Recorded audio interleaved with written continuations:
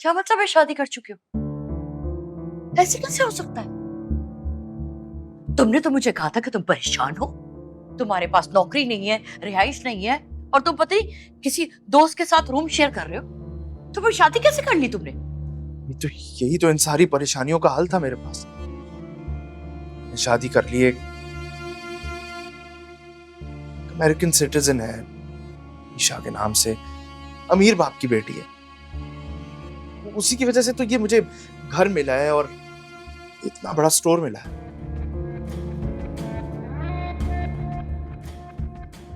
तो स्टोर तुम्हें शादी के बाद मिला?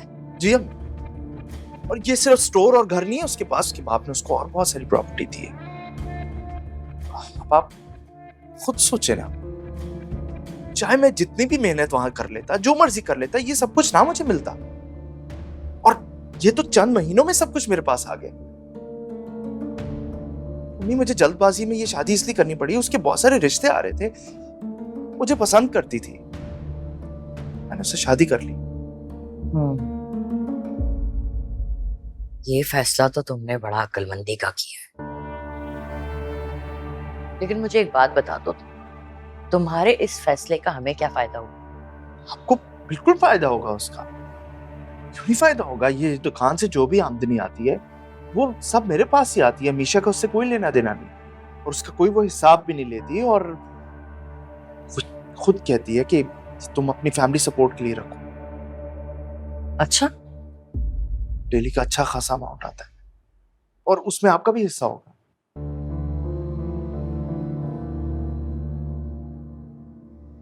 वैसे जैन, बड़ा भरोसा था मुझे तुम पे। तुमने मुझे बगैर बताए शादी करके मेरा दिल ही तोड़ दिया। लेकिन मैं तुम्हें माफ कर दूंगी अगर तुम मेरी बात मान लो तो।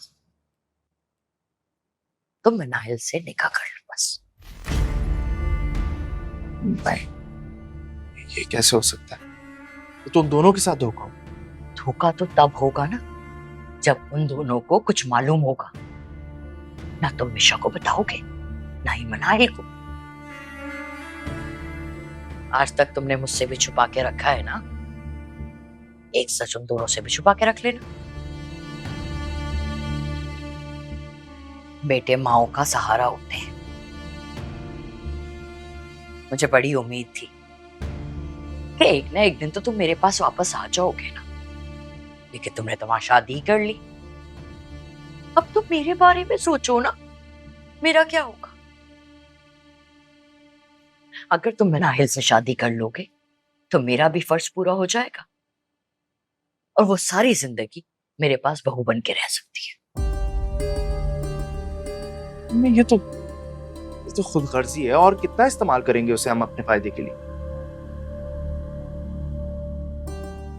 पहले ही उससे सब कुछ हासिल करने का हमने प्लान किया हुआ, ऊपर से इतना बड़ा धोखा जिसपे हम काफी हद तक अमल भी कर चुके। भाई कैसी खुदगर्जी?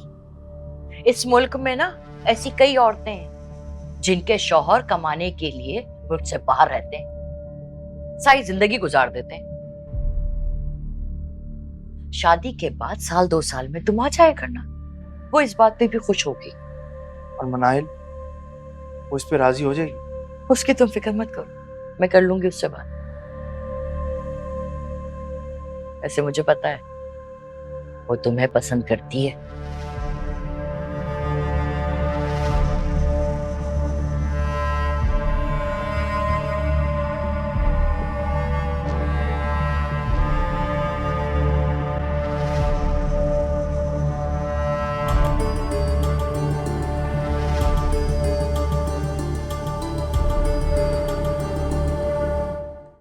तुम्हारी अम्मी कमेटियां डालती हैं?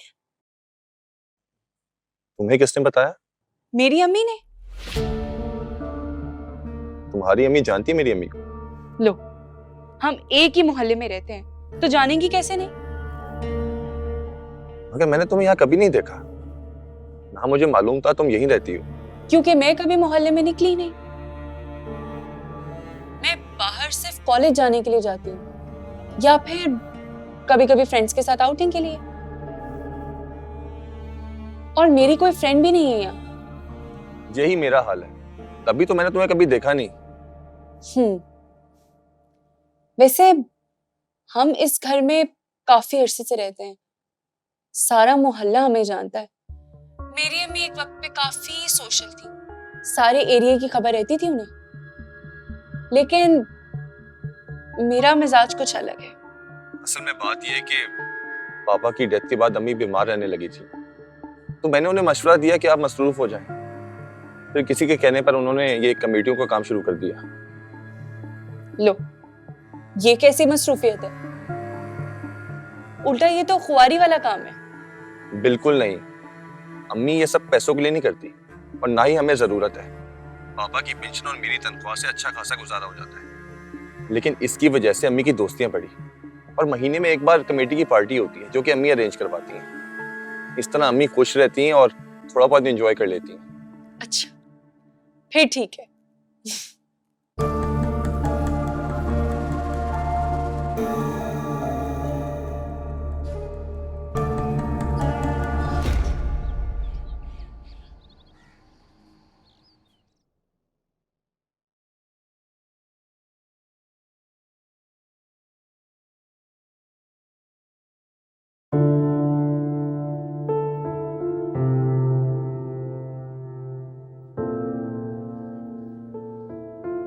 पप्पू चाय। जैन उठ गया है? जी, वो वॉक पे गए। अच्छा आओ बैठो, मुझे तुमसे जरूरी बात करनी है।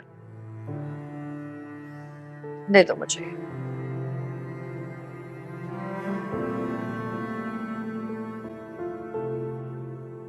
देखो बेटा, तुम अच्छे से जानती हो तुम्हारे माँ बाप के इंतकाल के बाद मैंने तुम्हारी परवरिश पे बिल्कुल अपनी ज़ारा की तरह की है।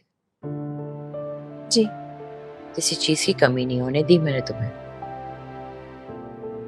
बस अब तुम्हारी शादी करनी है।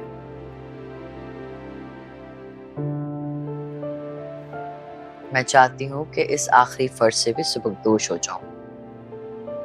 मुझे उम्मीद है कि अगर मैं तुम्हारी शादी का फैसला करूं तो तुम्हें कोई एतराज नहीं होगा।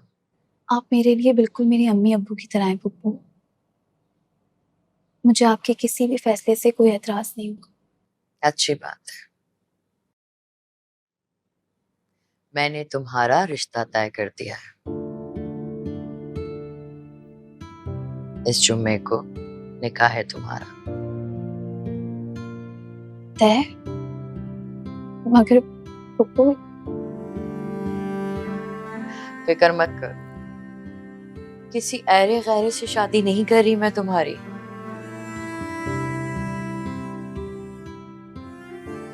मेरी ख्वाहिश थी कि तुम हमेशा इस घर में रहो,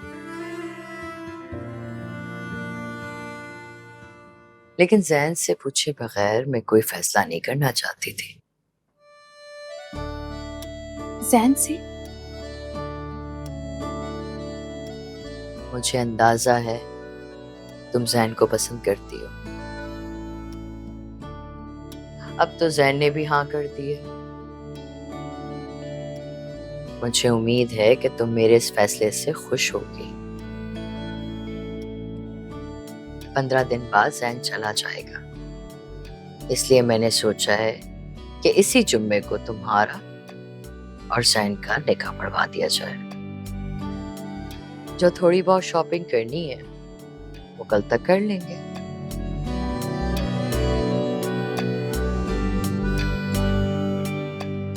जीती रहो। ਉਹ ਦਿਲ ਦੀਆਂ ਲੱਗੀਆਂ ਲੱਗੀਆਂ ਉਹ ਜਾਣੇ ਜਿਹਨੂੰ ਲੱਗੀਆਂ ਲੱਗੀਆਂ ਉਹ ਜਾਣੇ ਜਿਹਨੂੰ ਲੱਗੀਆਂ ਲੱਗੀਆਂ ਉਹ ਜਾਣੇ ਜਿਹਨੂੰ ਲੱਗੀਆਂ ਲੱਗੀਆਂ